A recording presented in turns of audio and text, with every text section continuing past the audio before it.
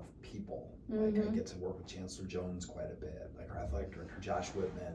I mean, we talk often. I mean, I know the Big Ten commissioner. Like, I mean, and you see all these people, and you're like, these are people that are making like 7-figure salaries, and it's just like they're regular people. Yeah. You know what I mean? They've got a great opportunity, and sometimes I'm like, okay, somebody pinch me. Like, am I like literally in this suite with the athletic director and the Big Ten commissioner and all these people, and you're just like, how did this ever even happen? And I mean, honestly, a lot of it's luck. A lot of it's, you know, doing the right things, like trying to be a good example and realize your position. So like, you know, make good choices. You know, it's like even going back when I was 22, 23, like I didn't go to clubs because I knew I'd see students there. And I'm like, I can't do that. Yeah. I mean, it's not a good spot. Oh, all my other college buddies were like partying and having great times. I'm like, I can't. I'm married. Oh yeah. And I'm gonna see students at the bar, and that's not a good look for me. It puts me in a really bad spot. Oh yeah. As a 22-year-old. So, you know, I think a lot of it's just, you know, it's making good choices, but it's being opportunistic and you know, and talk to people. Like when I'm on the sidelines, like we'll see people like Howard Griffith and all these like celebrity athletes come down here, and it's like so many people won't talk to them. Like Brandon Lloyd at Wrigley, he's like our all-time receiving leader. And he's sitting down there in front of the heater because he's freezing.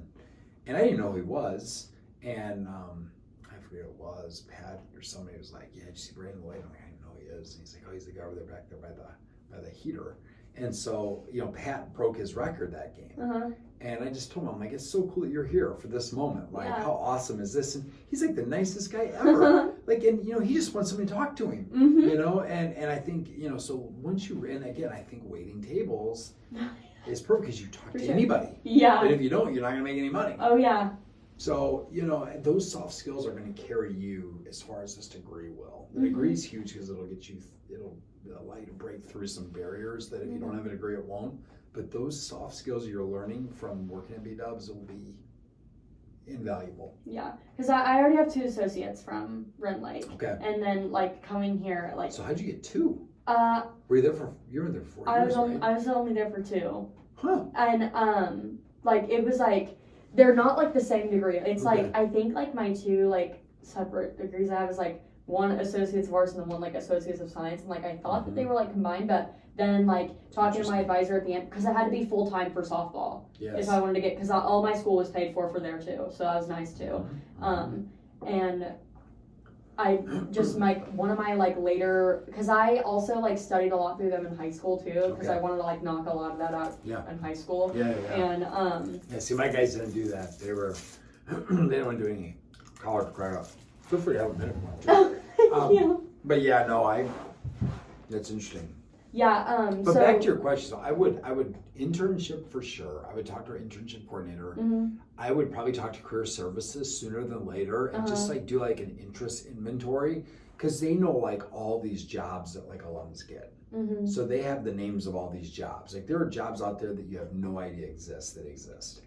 Yeah, that's like another thing. I feel like maybe I won't feel as lost once I just learn all of the opportunities. Career services is huge, and you pay for it. You pay for the service with your tuition. So it's like I would reach out to them and be like, you know, I want to set up an appointment. I want to get a sense of like what I like. Like I don't know what all's out there. I mean, obviously I've got my networks from my family and my friends, but like I've got a communication degree.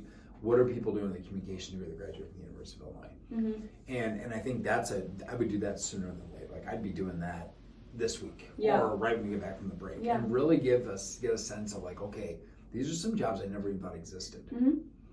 But then do internships. So the ones that seem interesting, try to do one that you can stay on campus. Like that's why I love like DIA for you. I think it'd be a great opportunity. I don't know if it pays, it may not, but I can get you in touch with some people over there. Okay, sweet. If you tell me like, okay, do you like doing social media? Do you like doing like more game day promotion? Like what is it that you like to do?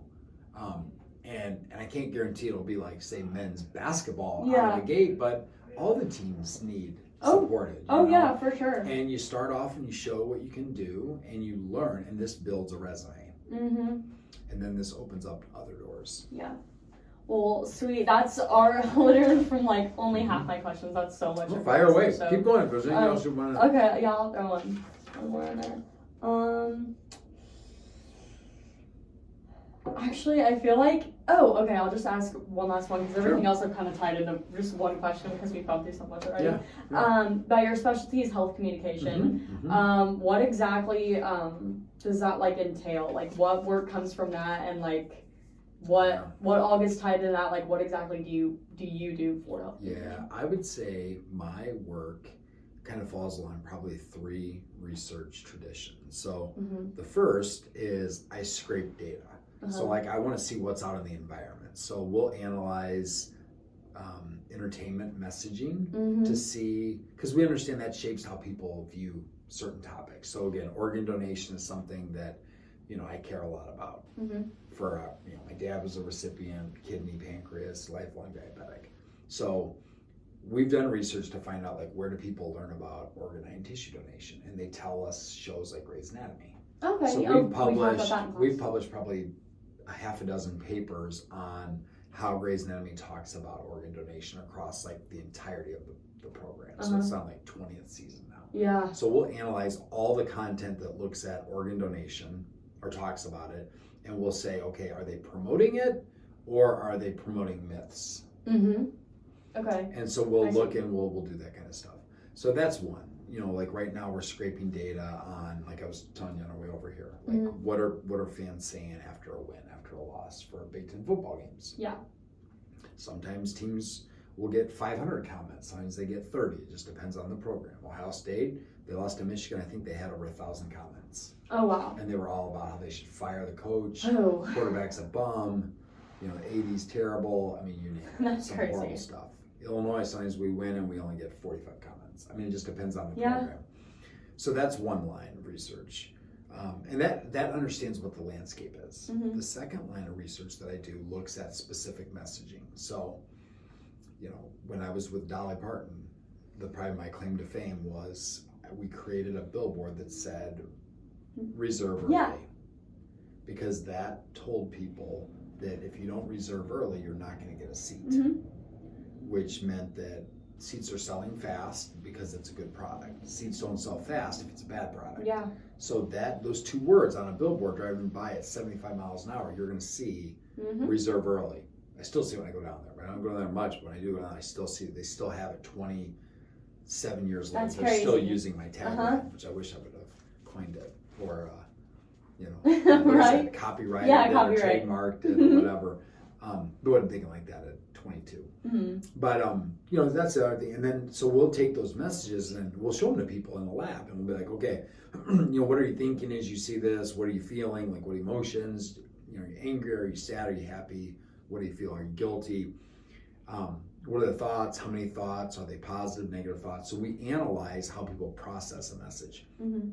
That's the second line of research. So a lot of my stuff is looked at reactants. We don't talk about reactants in 102, but if you take my social marketing class, we spend a lot of time talking about resistance, like how people resist persuasive attempts.